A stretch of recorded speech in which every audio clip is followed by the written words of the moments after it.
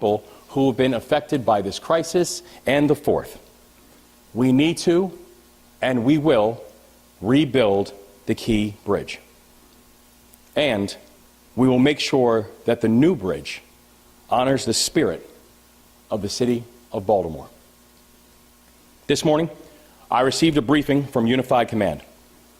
Now, I've spoken with leaders from all across every level in response to this effort all throughout the day. And so first, on our recovery efforts, we need to do more work clearing the channel in order to move forward.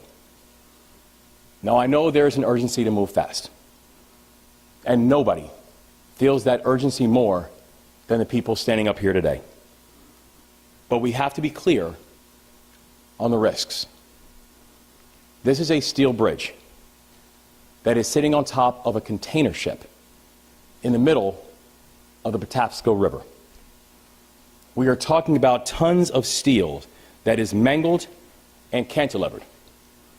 We're talking about water that is so murky and so filled with debris that divers cannot see any more than a foot or two in front of them. We're talking about a situation where a portion of the bridge beneath the water has been described by Unified Command as chaotic wreckage. Every time someone goes in the water, they are taking a risk. Every time we move a piece of the structure, the situation could become even more dangerous. We have to move fast, but we cannot be careless. I've been clear with this team that we have got to prioritize safety. And my directive is to complete this mission with no injuries and no casualties. We've already lost 6 Marylanders to this crisis.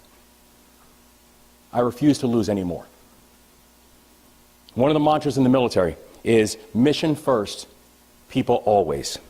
And that's the mindset that we are going to apply to this work. Now, on clearing the federal channel and reopening the vessel traffic to the port, Unified Command has moved forward with their first crane operation.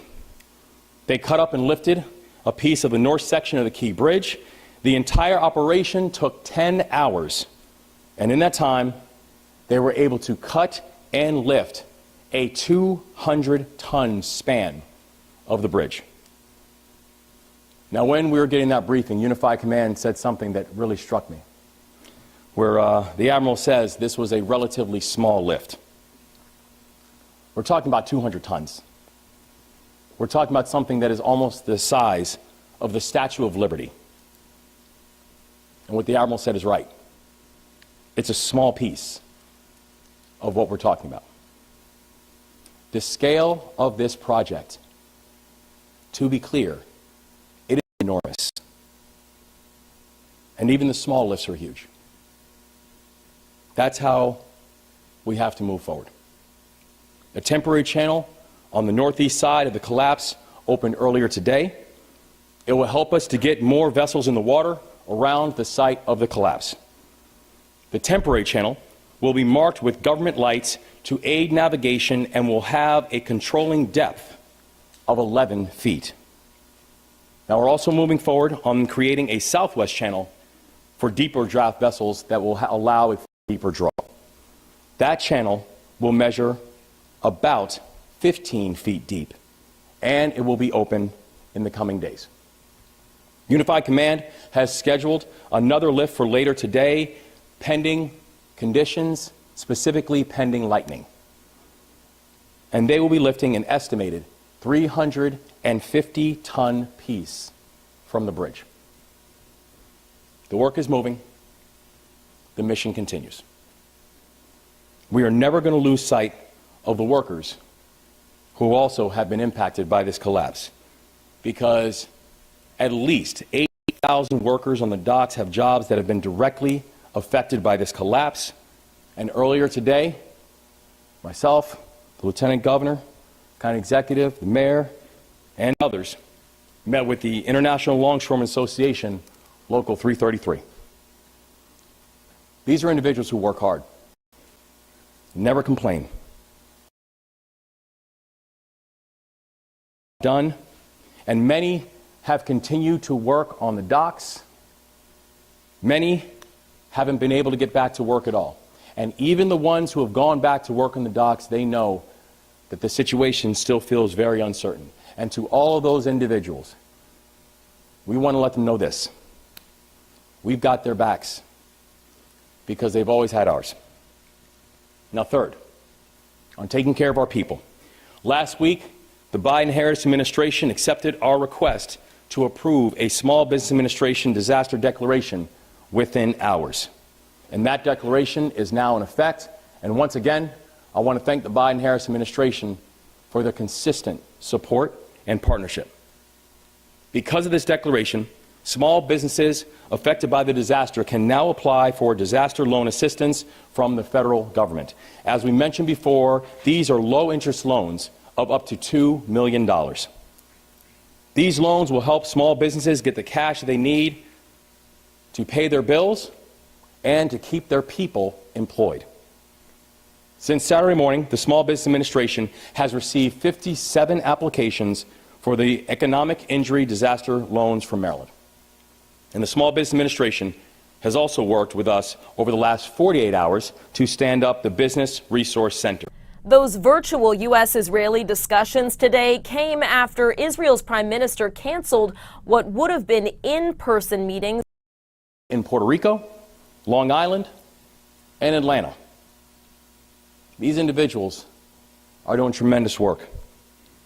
And right now, they're Marylanders. If you need help to apply for disaster loan assistance, we are here to help. If you need help to apply for unemployment insurance, we are here to help. If you need to learn more about resources being offered to workers and businesses right now, we are here to help. And the first location is at 1501 South Clinton Street, Baltimore, Maryland, 21224. I'll say that address again, 1501 South Clinton Street, Baltimore, Maryland, 21224. Their hours are Monday through Friday, 8 a.m. through 6 p.m., and on Saturdays from 10 a.m. to 2 p.m. And that site includes representatives from the Small Business Administration, from the Maryland Department of Labor, from the Maryland Insurance Administration, from Baltimore City, and thank you, Mr. Mayor, and from Anne Arundel County. If you need help, please show up. Walk in, and we will try to get you the support that you need and merit. We will soon be opening up a second location in Baltimore County. Thank you, County Executive. And I've deputized Lieutenant Governor Runa Miller to lead our efforts on economic and financial recovery.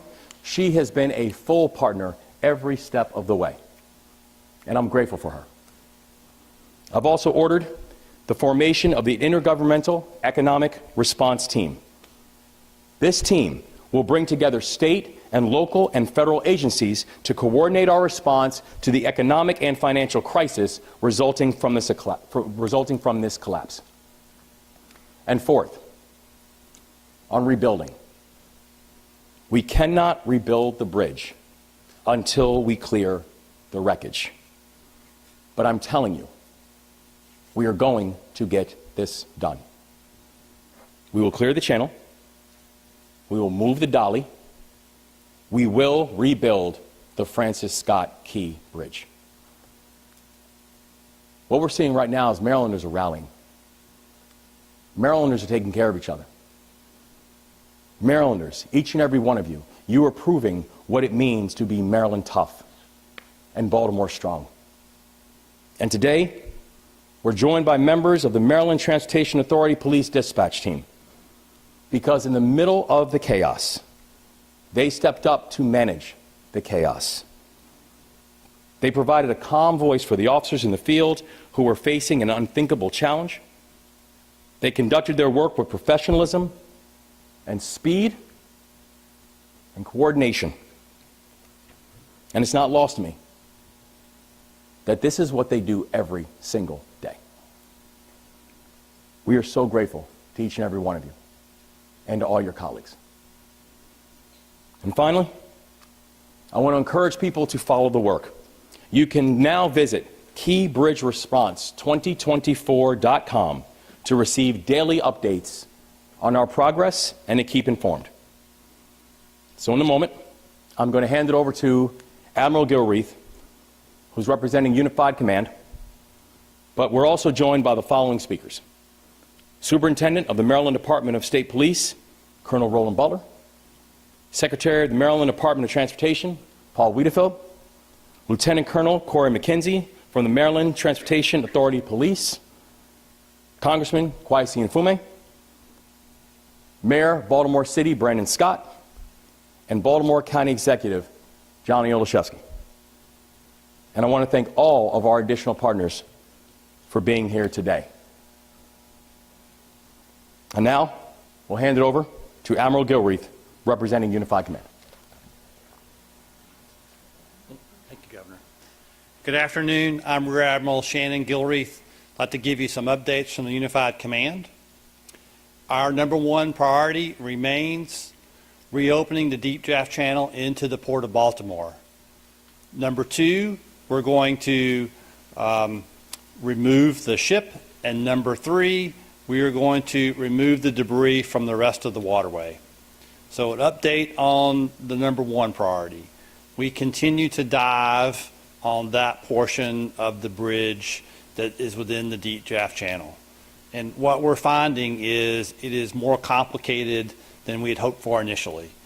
As the governor described, and as you heard the state police describe earlier last week, the conditions on the diving, it is very complicated down below. These are still girders, unlike the still girders that you can see that are above the waterline still, which have significant damage. Below the waterline, along the bottom, is very challenging because these girders are essentially tangled together, intertwined, making it very difficult to figure out where you need to eventually cut so that we can make that into more manageable sizes to lift them from the waterway. So we're continuing to dive on that. We've got advanced sonar capability out there helping us map that, but it's turning out to be more challenging than we originally thought it might be, just in trying to determine how they are tangled and how we're going to eventually cut through them. But we're continuing to work on that, and we've got great engineers helping us and very brave, great divers doing that. But as we've said from the beginning, we have to do this safely. And you heard the governor say that as well today. We have to do this safely. We do not want to injure a single other person in this. And so we're going to move as rapidly as possible, but we're going to continue to do it safely so that we don't take any unnecessary risks there with someone's life or getting them injured. So I really want to thank the divers, and I really particularly want to thank today the Army Corps of Engineers and the U.S. Navy Supervisor Salvage, who are over here to my right, for their work and the work of their contractors that are doing that diving and mapping of that bottom floor there. We're making progress still on removing the ship, and so we've got more cranes coming to help us with that going forward. We're continuing to dive on the ship as well to come up with the exact right plans on how we're ultimately going to remove that. Now, we've made some real progress on the third thing I talked about, and that is removing the debris from the rest of the waterway. And so along those lines, the governor mentioned we conducted our first lift on Saturday of about 200 tons of steel, which was a tremendous mark of accomplishment, but there's more to follow. And we're working on a 350-ton lift today, and once that is cut and lifted and put onto the barge, we're going to bring those initial pieces of the bridge back here to Sparrows Point and offload them. And that will happen later this week. We also have been working on developing alternate channels to get traffic in and out of the Port of Baltimore.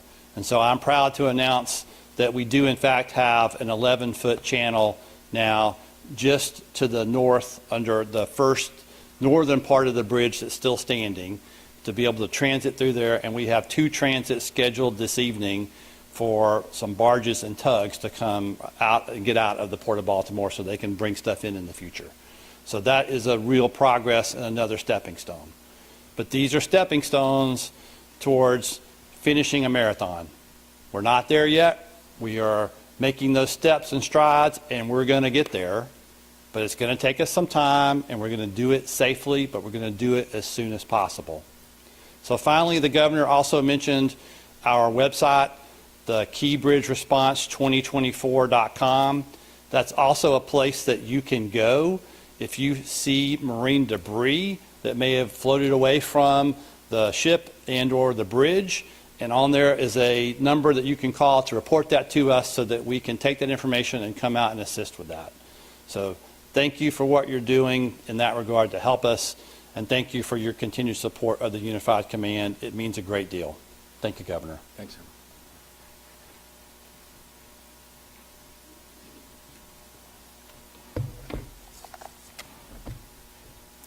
Good afternoon. I'm Colonel Butler of the Maryland State Police.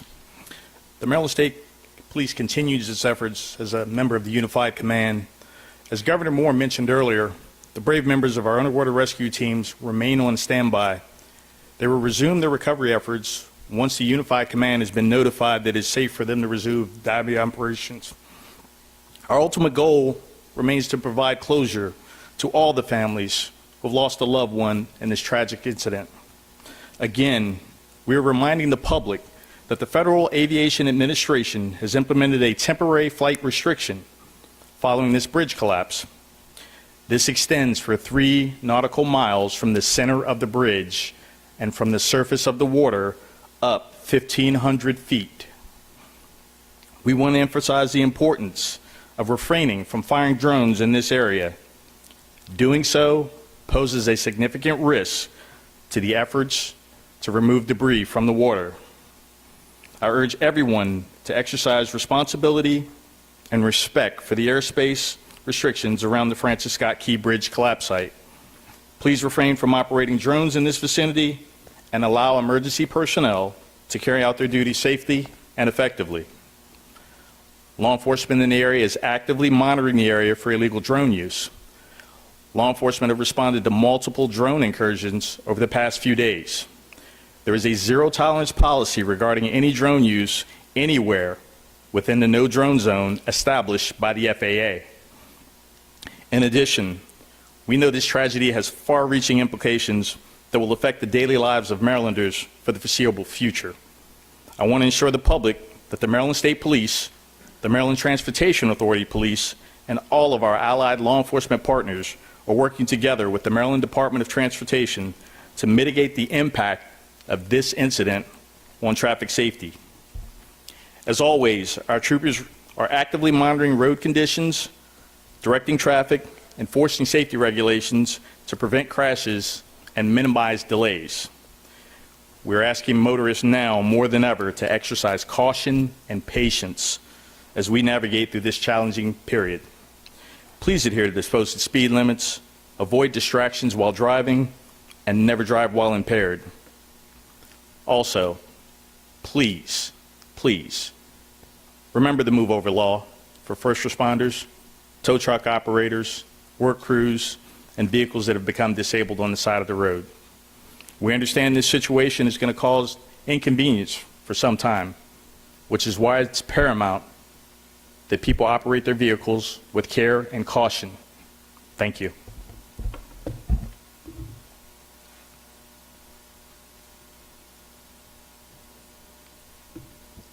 Good afternoon. Paul Wiedefeld, Secretary of Maryland Department of Transportation. I want to echo Governor Moore's extreme thanks and appreciation for our first responders, including the Maryland Transportation Authority police officers who were first on the scene.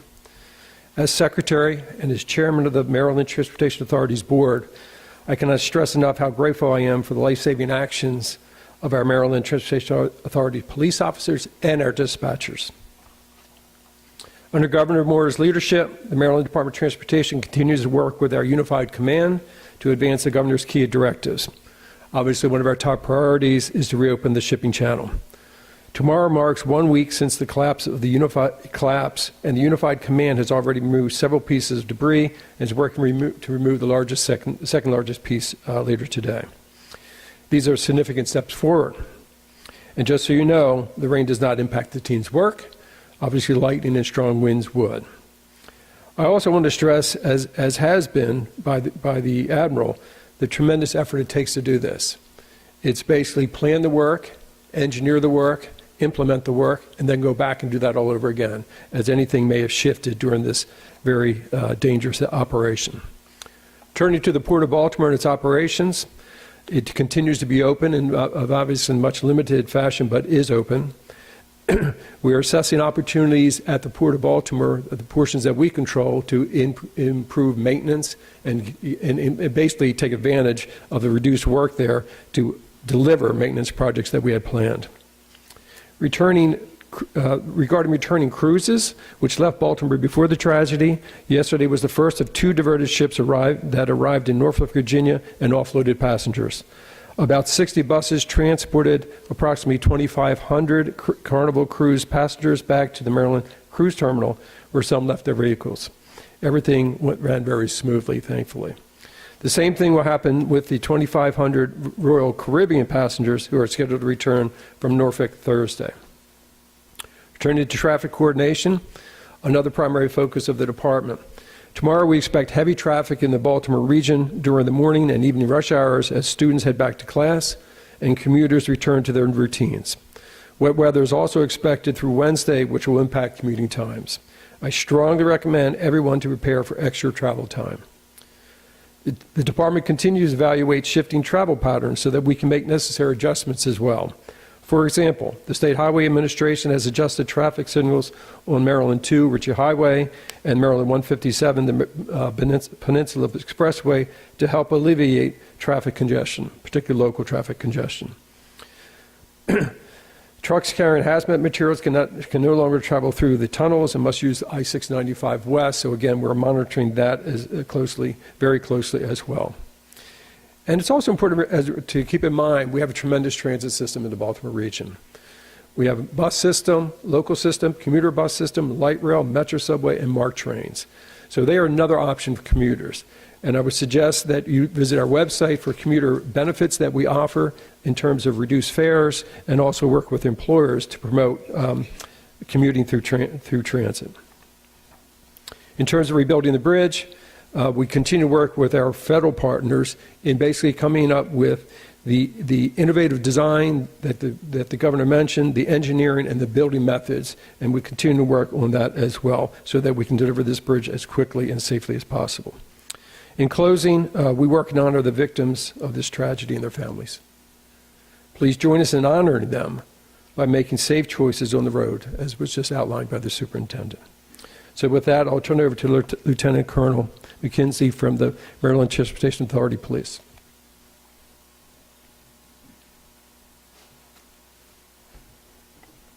Thank you, Secretary Wiedefeld. Good afternoon.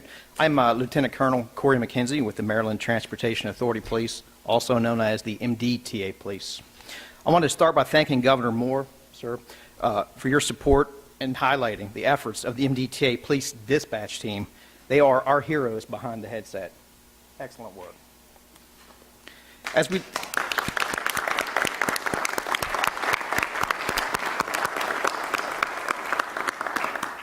Certainly, as we learned more about the response last Tuesday morning by our officers, our dispatchers, and other first responders, I could not be more proud of their efforts. From MDTA police officers to include Corporal Herbert, Sergeant Pastoric, and Officer Kurtz, immediately stopping traffic on the Key Bridge, they saved so many lives.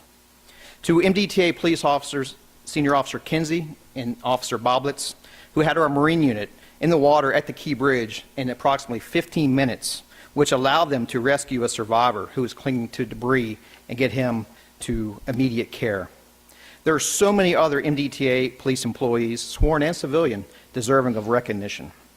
And certainly we know that the MDTA police team had help from every local, state, and federal agency we could ask for, and we thank everybody for that support. The MDTA Police and the Maryland Transportation Authority are part of the Unified Command Team, and will continue to support response effort through their finish. Our overall focus, though, remains at this time on doing our part to recover the 4 remaining victims of this tragedy.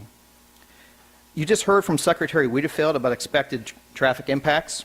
Our MDTA police team is deploying additional resources to meet the needs of increased traffic at other MDTA facilities and surrounding roadways, but we need your help.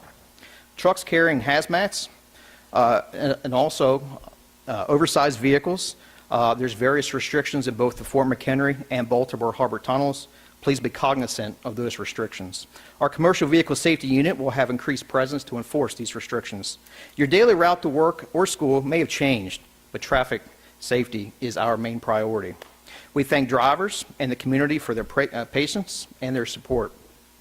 The MDTA Police remains committed to providing safety, security, and service in partnership with the community to all persons who use and work on MDTA facilities and other vital transportation assets throughout the state of Maryland.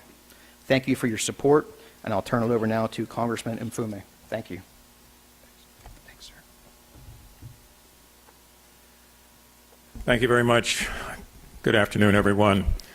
Kwesi Mfume, Member of Congress, 7th District of Maryland.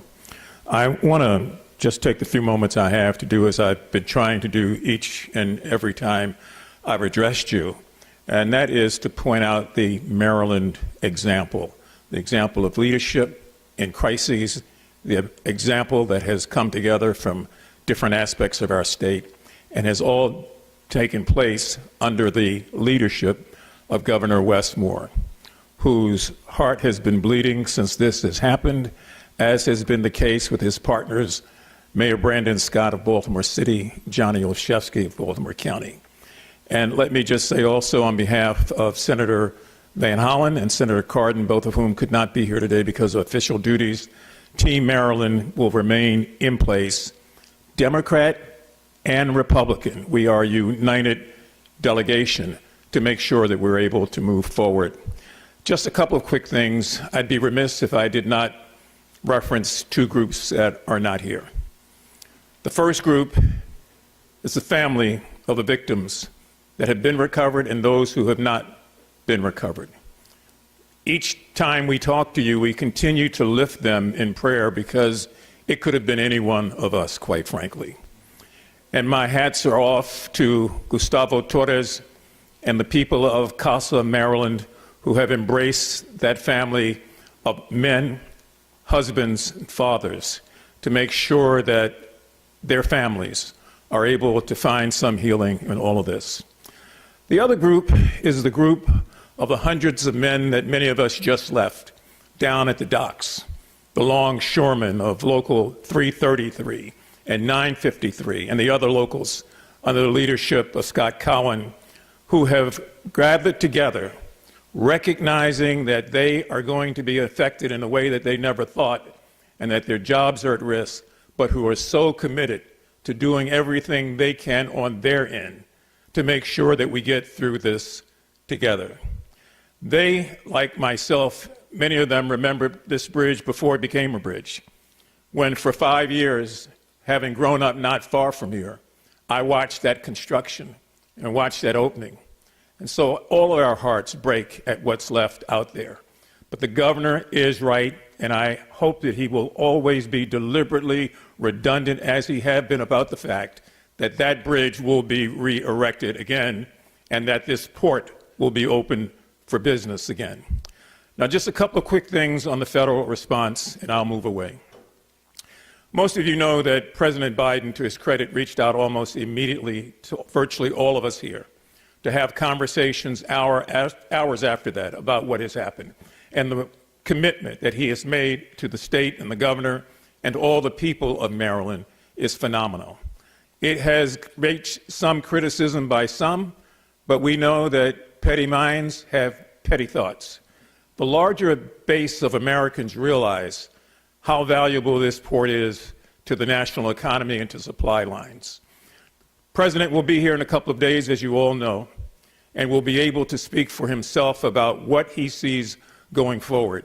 But I, having worked under 7 presidents, I can tell you this means a lot. I also spoke with the Speaker of the House, Mike Johnson, over the weekend, who understands the significance of this and who, along with myself, have continually said this is not, and nor should it be, a partisan issue. It's not Democrat or Republican. It's about finding a way to reinstitute the normalcy that was in place here before last Tuesday morning. And I've spoken with Tom Cole, the ranking Republican of the Appropriations Committee, who long before I had a chance to call him went on television to talk about how dedicated he is and will be to making sure that this is taken care of. So we hope that the Maryland example, that is an example of people working together, is an example that moves us forward beyond this and unfortunately beyond what we know will be future tragedies in our future. I'm just glad to be a part of this team. Thank you all very much. Let me bring forward the mayor of the city of Baltimore, who's done a yeoman's job, as I indicated before, Mayor Brandon Scott.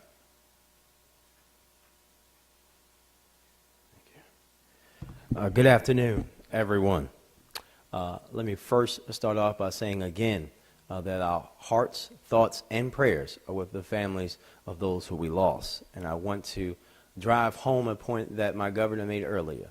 Please give these families the space and time and everything they need to heal. They don't just need it, they deserve it. We should treat them just as we would want someone to treat our family if we were going through this situation. Today, as you know, we had the opportunity to talk to our workers at the port. Hard-working men and women whose work makes so many ports of each and every one of our lives more convenient and easier. These are great people from great Baltimore families who have a history of delivering for us. I feel a special responsibility to them and their families because it was that port that brought my family to Baltimore and provided the opportunities for me. And I know that there are so many others. We have to, and they heard it from us today and they will hear it from us every single day, that even though, despite the situation in hand, they are in great spirits, but they are also understanding the magnitude of the situation. But they know we will be with them every day, every second, every hour to make sure that we support them in every way humanly possible as we work together through this tragedy. They will not be left out. No human will be left out. We will think about the complete human toll from those families that lost individuals to these workers, that over 8,000 who depend on this port. Every single first responder, we will be with them each and every day as we all collectively heal through this tragedy. And lastly, I want to say a big thank you to the Unified Command, Army Corps of Engineers, Navy SUPSAL, for their work that's already underway on clearing debris. But saying again that this will not be a quick task. You heard from the Admiral, and the most important thing that each and every one of us can understand is that we will do it quickly, but the right and safe way every single day until we get this channel back open. Baltimore will recover. It will be long. It will be likely a very hard road. But we here in Baltimore are built with grit. Baltimore Old Bay flavored grit. And we're going to show the world what that truly means. Thank you, and I'll turn it over to County Executive Olszewski.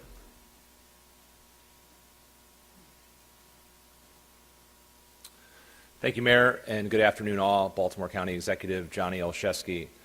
Some Easter reflections. Like the governor and like the mayor, had the opportunity to worship with my family in the home church this weekend. And two things struck me. First was the families who weren't able to worship together as a result of this tragedy. So I ask that you continue your prayers for them and heed the call of both the governor and Mayor Scott that we give those families the space to heal, to grieve, to gather. Second is that as we were worshiping, as the governor indicated, the heroes, our first responders, Unified Command, were and still are working around the clock for our benefit. So we thank them for their incredible service. We had the chance to meet with our port workers today, and in a reminder of just how interconnected we are, just of the many conversations we had, one was with a former high school classmate, one was with a cousin. So we all feel this in very real and personal ways. and our resolve and commitment to supporting them is determined and focused and unwavering. Closer to home, in Baltimore County, as the governor said, we have soft opened our Dundalk location. We thank the Small Business Administration for providing resources to the Dundalk location, as well as unemployment support.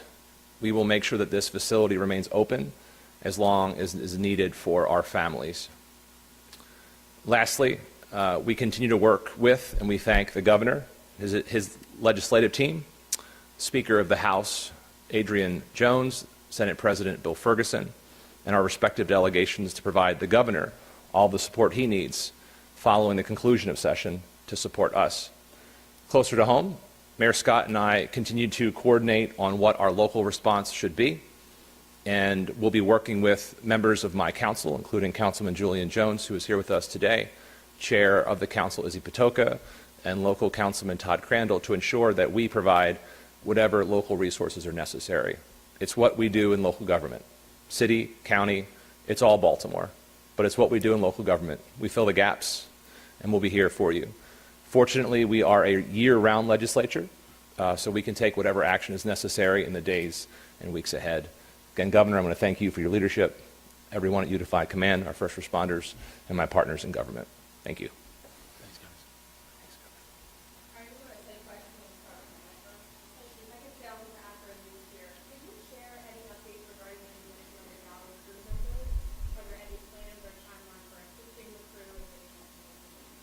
Yes, thank you. So the team, both from Unified Command and also NTSB, has been in close communication with the team from the Dolly.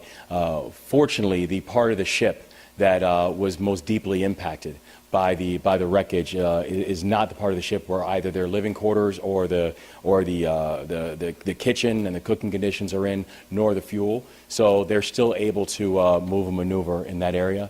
The team has been in close touch and contact with them, and will continue to be so going forward.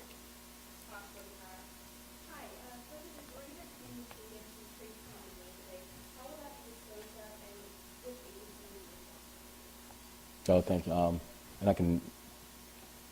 Yeah. Thanks.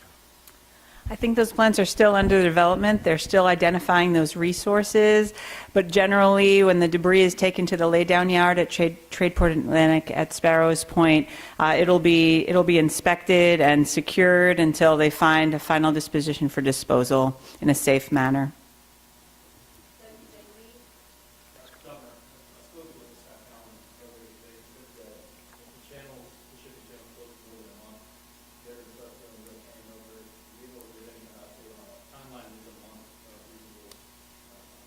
And we know we are going to get that shipping channel opened as quickly and as safely as possible.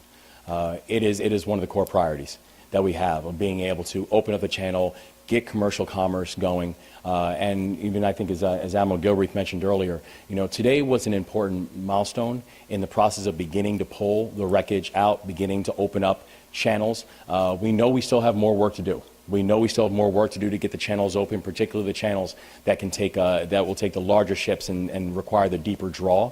But we are going to move as quickly and as safely as the conditions continue to operate. Governor, what does it look like now that you've had a chance to sort of assess the ship situation, getting it out of there? What's the process there in moving it out of the channel, and how much work is that going to take, given what's on the ship and the wreckage that's in there? It's a tremendous amount of work. This is a remarkably complicated operation because of all the facets and the assets that have to be involved in it. We currently have 50 assets that are in the water. We currently have over 370 individuals that are working on the project. But we know that in order to be able to move the dolly, we have to be able to open up the channel, begin the process of removing the wreckage and the debris, and to remove the dolly, it must also mean we've got to get the key bridge off of the dolly. And we're talking 3,000 to 4,000 tons of steel, metal that's sitting on top of the ship. So it's a remarkably complicated operation. It's the reason that we are so unbelievably grateful to this outstanding team and all these leaders that are here and the people who are putting this work in 24/7, because this is a 24/7 operation. But we are going to get the dolly out, but you cannot overstate the complexity of this operation. Can the ship move? Is there power in the ship? How's that going to work? There's still currently power to the ship, but power to the ship is just one variable when it comes to movement of it. If you look at the ability to move the dolly out, there are still more unknowns than knowns. And there's still a tremendous amount of variables as we're continuing to move the individual debris out that can even just clear the channel and clear the pathway. So there are still things that we just do not yet know about how that's going to translate into timeline.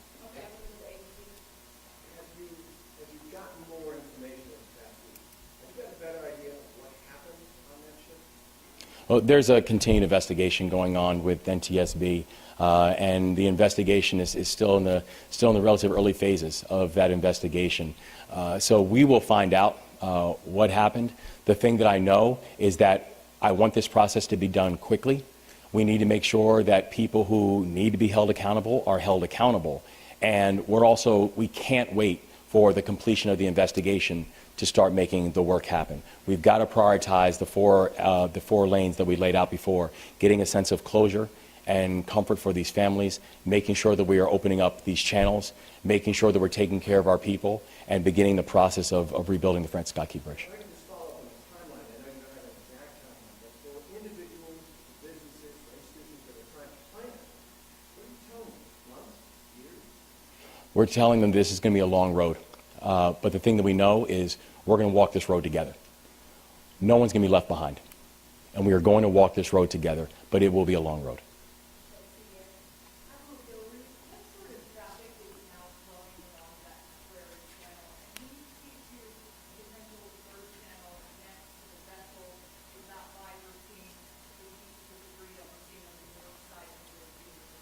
So we've been working on 3 alternate channels. The channel that we're opening today is on the northbound side of the bridge, and it is still under a section of the bridge that is still standing. That one will have a controlling depth of 11 feet. So that will be for more shallow draft vessels.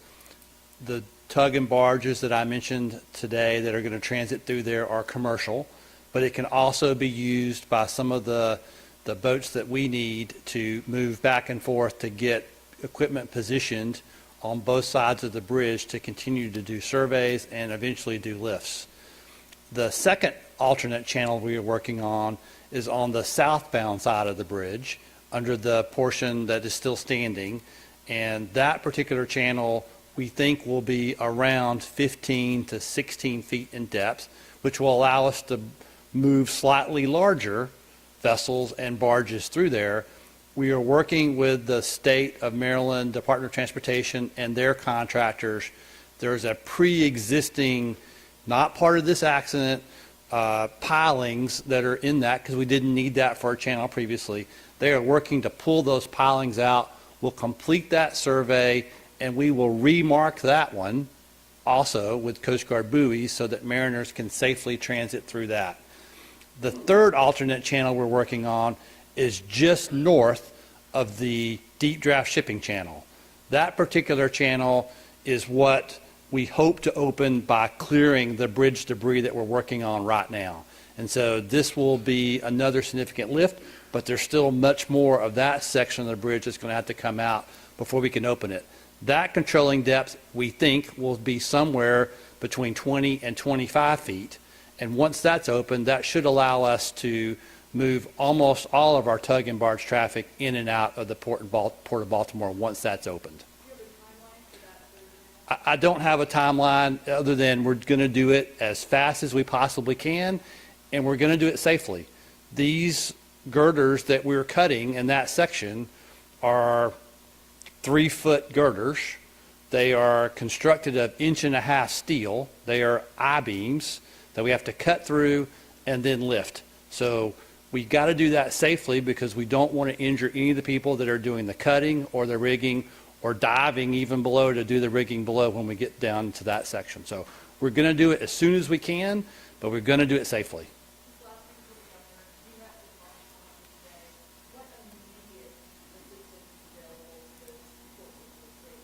No, we're working in coordination with both members of the General Assembly, with our local elected officials, as well as our fantastic federal delegation, and letting them know that the reality of some of them having not just been at work, but working around the clock, and many of them not having work at all. We're talking about and looking at a number now upwards of 1,800 individuals who just haven't worked, right? So there's a significant urgency that we all feel, that we're all going to move on this, and that we're all going to work in partnership to be able to address. Clarify, the governor barges that are going back and forth in the 1150 channel, those are all actually carrying commercial goods, some of them, or are they strictly for use in the salvage? The ones that are transiting tonight are commercial barges. I'm not sure whether they have goods on them or not, or they're going to transit somewhere else and then load goods, but they are commercial barges and tugs. They are not part of the response. They were traffic that was trapped inside the port of Baltimore after the bridge collapsed.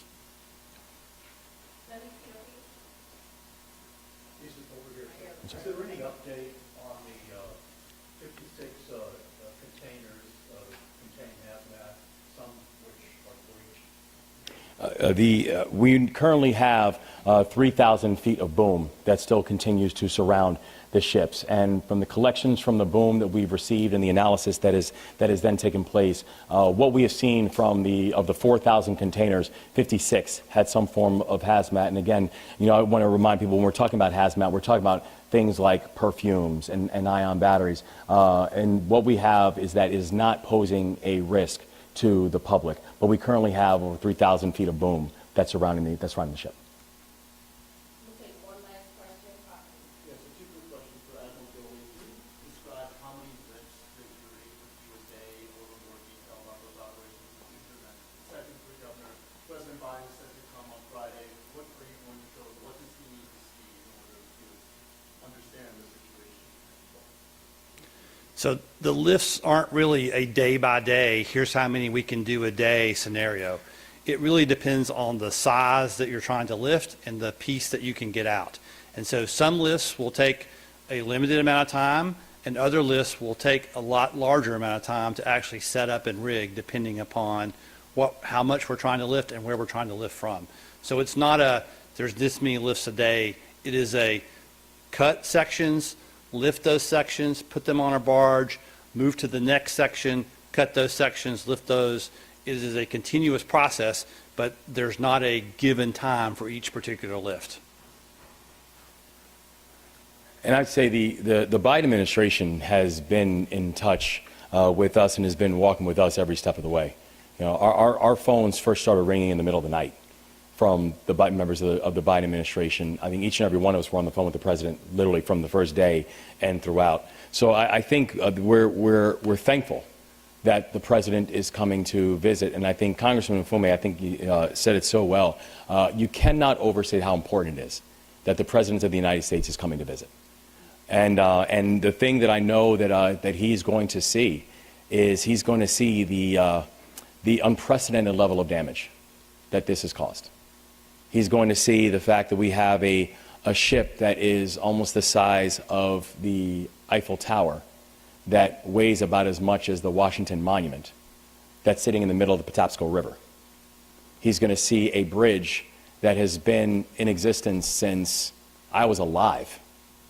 I don't know what that skyline looks like without that key bridge. And he's going to come and he's going to see it sitting on top of a ship. He's going to see the level of complexity.